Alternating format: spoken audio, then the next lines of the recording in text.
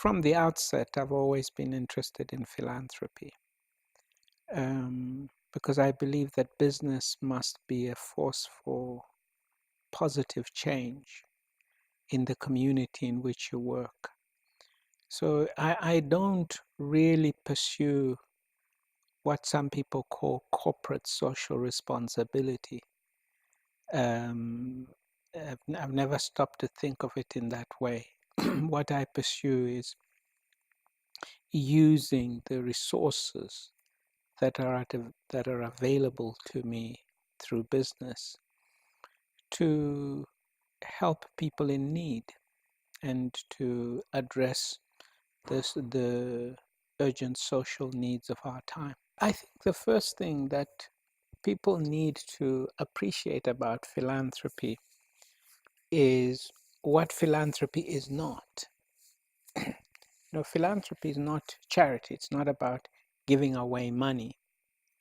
There is a place for charity, but when we're talking about philanthropy, we're talking about addressing fundamental issues and looking for solutions. The private sector in Africa is very active, perhaps even more than you would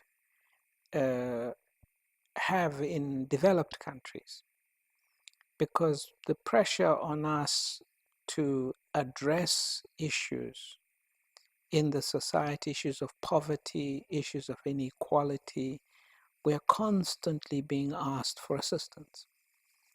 And the more successful you are, the greater the requests come through. I think what one needs, so that often creates a kind of charity mentality in responding. Whereas we like to approach things in a very strategic, methodical way. When you educate young people and someone walks into your office and says, I'm now a doctor, and you saw them when they had lost their parents and you were their only hope, and they're coming and saying, I'm a doctor, I'm an engineer, I'm a teacher, you know that you are building the pillars of a society. Now, some of the people that we have supported will go on to be great entrepreneurs, great educators, great ministers, even leaders of nations. This is a generational undertaking. So you don't really look in terms of what are our achievements. When we look at 200,000 that have completed their education through our programs, and they're now working around the world, that's very satisfying. My wife and I have always worked on our philanthropy together. And we've worked on our philanthropy from a time when I probably employed less than 50 people. 5,000 people plus later, we are still in philanthropy. It's a family thing for us. These are the issues we discuss. We discuss the problems in the society in which we live, and the challenges in the global environment, including things like climate change.